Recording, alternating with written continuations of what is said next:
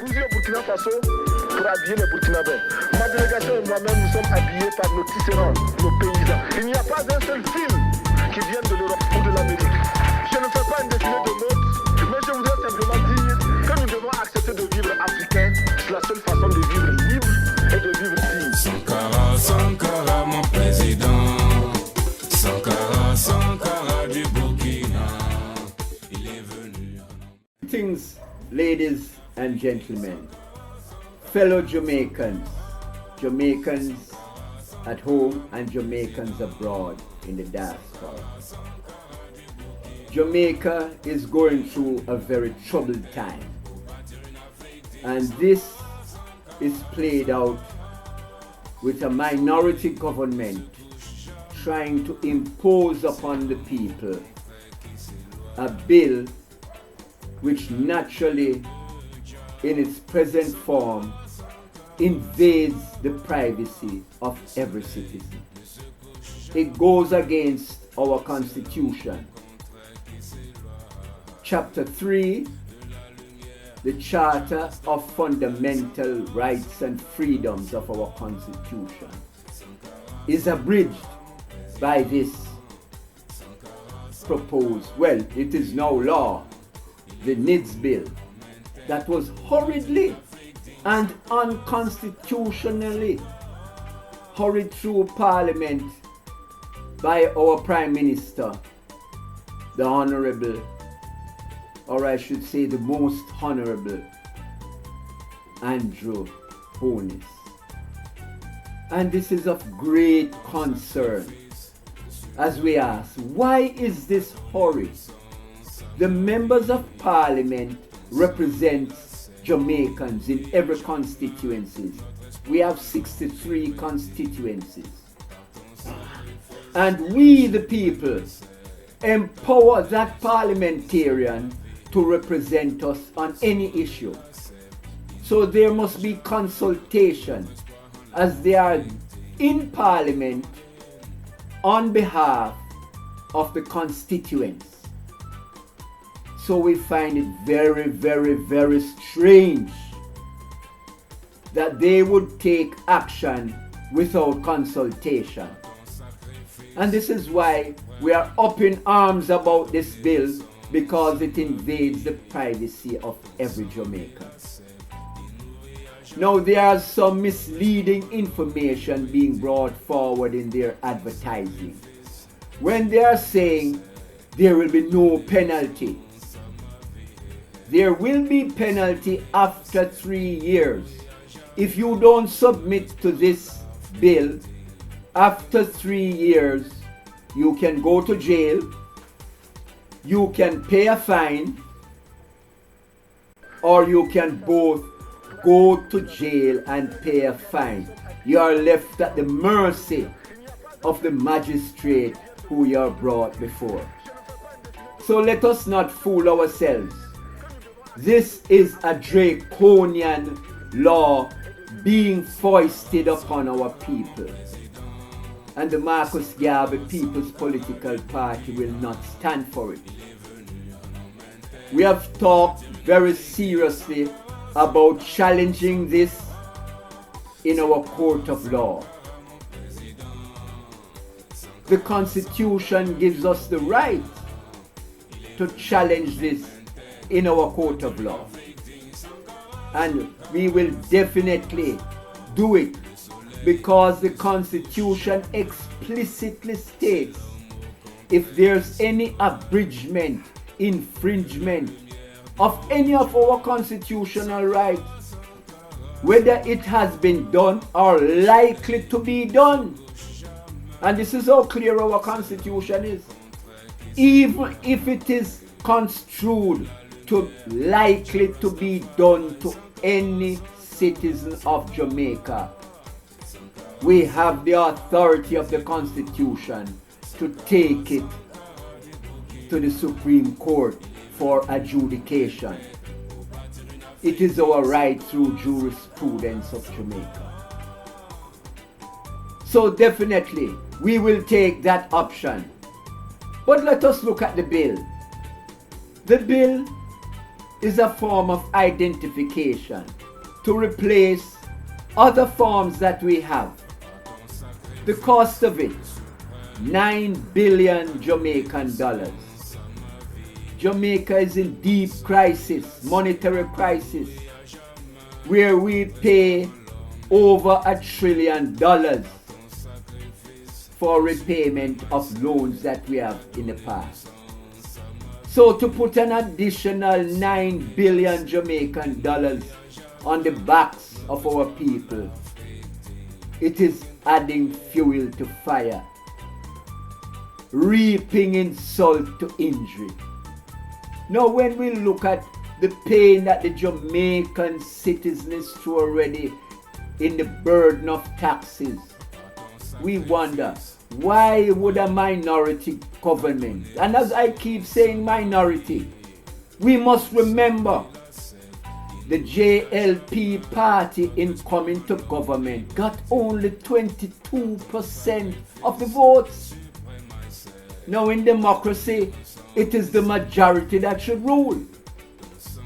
But this is happening in Jamaica, where the Jamaica Labour Party with a 22% mandate is now making the decisions for 78% of the electorate.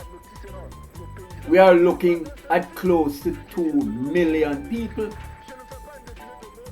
They represent possibly 800,000 of the electorate. And this 800,000 mandate is going to make decisions for the 78% that did not vote for the Jamaica Labour Party.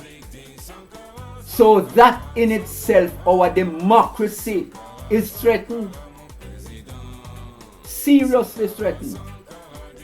When Andrew Holness would want to unilaterally in Parliament without, and I stress, without the parliamentary opposition in the House, rush through this bill and pass it. Now it is up to the parliamentary opposition to take the necessary steps in Parliament to challenge it, that it was not done constitutionally in Parliament. But it is up to us, the people of Jamaica, to take it to the Supreme Court to challenge it in the Supreme Court. When you look at what will happen to us as a people, and you know Jamaica is a Christian nation. When we look in the Bible, Revelation 13 verse 17 reminds us of the mark of the beast. And we have to look at it. We have to look how coincidental it is that at this time, a bill like this would be now mirroring Revelation, that the individual, if you don't get this quote unquote mark of the beast, then you cannot buy or sell. You cannot buy or sell, ladies and gentlemen. And this is serious, because if you cannot buy or sell or get public service, then your children can't go to school. You can't get any benefits from the healthcare system. So you are now being ostracized because you don't want an invasion of your person by the government. Let us look at the Universal Declaration of Human Rights by the United Nations. It says you have your right to a nationality. You have your right to privacy. You have your right and freedom of conscience to choose a religion, to choose an association, who you want to associate with and who you don't want to associate with. Now all those rights and freedoms are being threatened. This is serious. And if we want to understand that this government says it is a government for the people, defending the rights of the people, defending the Constitution on behalf of the people. And we have to look at Article 15. Everyone has a right to a nationality. So you are born in Jamaica, you know that you are a Jamaican national. This is plain and simple. This is from the United Nations. But in our constitution, when it was drafted, it also gives you the right to your nationality as being a Jamaican. And under the rights of freedom of fundamental rights and freedoms, you must get the benefits of every Jamaican. Because you are equal, you must be treated equal without any discrimination. It is explicitly clear in our constitution that there must be no discrimination on no grounds at all, whether race, color, creed, political affiliation, religious conscience. No discrimination should be tolerated. So when our present government want to impose this bill upon us with sanctions, then they are contravening our constitution. They are abrogating our rights. They are infringing on our freedoms. And we must understand that democracy says we must resist, and we must resist with equal pressure than is used to bring this bill into being. So we will take to the roads, we will have civil disobedience, because we are adamant, and I repeat, we are adamant that this law must be repealed, and the people must stand up for what is right. We must remember Paul Bogle, Sam Sharp, Marcus Garvey, Queen Nanny of the Maroons. If they had not stood up and fight for our rights, maybe we would still be in chains. Maybe we would still be the possession of some people up north. We are a proud people. We are the descendants of kings and queens from Africa, and we must stand tall. We taught the Greeks, the first European people, to be civilized. We taught them civility. We had the African Parliament. We had the African universities. Let me say hurriedly, we built the first university in Europe, and we taught in the first university. So we are a great people. When our history was started by the enslavers with that period of enslavement, no, we are greater than that. So my brothers and sisters, we must understand that we are a thinking people. We have been endowed with critical thinking. We have been endowed with the ability to synthesize information and come to a conclusion. And as such, with this bill, we have critiqued it, and we have looked at it inside out, and our conclusion is that it is not in the interest of the people. There must be some ulterior motive that the government is not coming to us with. And let us look quickly at the deception. In the Gleaner ad, they are saying no penalty up to 3 years. And they are saying nothing else. No penalty up to 3 years. What happened after 3 years has transpired. Then the penalties will chip in. And they are not telling us the penalties. That you cannot buy or sell. You cannot access any health benefits. Your children will not be able to go to school. Brothers and sisters, wise up and rise up. The time is now. The Marcus Garvey People's Political Party will defend the rights of every citizen, every Jamaican, that they will know that this government, this devious and pernicious government, is not there for you. They are there with some ulterior motive to serve some other master, not the people who voted and gave them the power. They are answering to some other master. At this juncture, let me touch on another item to show the deception of these people. Recently, they bestowed the highest honor, other than national hero, on Daniel Medina Sanchez. He's the president of the Dominican Republic. The Dominican Republic is a very wicked nation.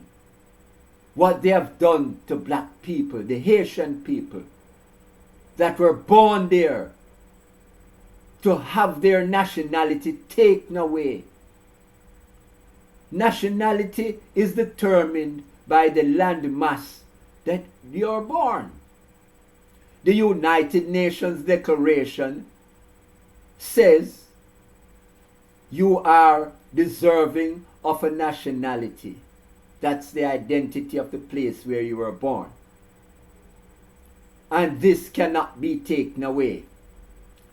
What the Dominican Republic has done is taken away the nationality of the Haitian people that were born in the Dominican Republic after 1929. They have made a law since 2014, and this law is now retroactive to 1929. Such an evil and wicked act against people that share a common landmass. The island of Hispaniola, shared equally by the Haitian people and the Dominican Republic. They see no harm in working these people. These people work in their homes, cook their food, look after their children. But these people are not worthy to be called a Dominican Republic citizen. Now, when our nation can go out of their way to give the highest honor to an alien person, this honor to Danilo Medina Sanchez, the president of the Dominican Republic, I call upon the Governor General, I call upon the Prime Minister to immediately repeal that order that gave him that title, that order of excellence, where he is in no way worthy of receiving such a title, because he's a racist, he's a bigot, he's a pernicious person that tramples on the human right and the human dignity of a people, of a world citizen. So we just have to look at this government. If they can do something like that to our people, and then to bestow a honor of excellence and such a pernicious individual, then you can see the mindset of these people. They are in no way worthy of getting such a title of remaining Governor General and Prime Minister. So the people must rise up and call on a petition to remove them, impeach both of them. And we are looking close if we can find some criminal charges to lay at their feet, because it is nothing short of being criminally intent to do what they are doing. We have a lot of work to do, my brothers and sisters. And the time is short. And the people are few. But as the Honorable Marcus Garvey said, people who are earnest are never afraid of consequences. So the critical mass, the critical few will rise up and do the work. It is time our people understand that the work of liberation is never done till all people are free. Injustice anywhere to anyone is a threat to justice everywhere to everyone. We must remember that. Today they do it for someone else, but tomorrow it might be you. Remember that. Think about it very seriously. Because when people do things with ulterior motives, when people do things hurriedly, there must be ulterior motives. So we have to examine ourselves and see, are we really being served by our leaders? And I should not even call them leaders, because leaders lead with conscience. These are rulers. They rule with autocratic contempt of the people.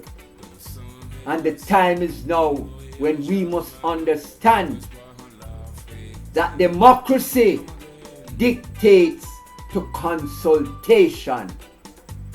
You got the power through consultation to represent people.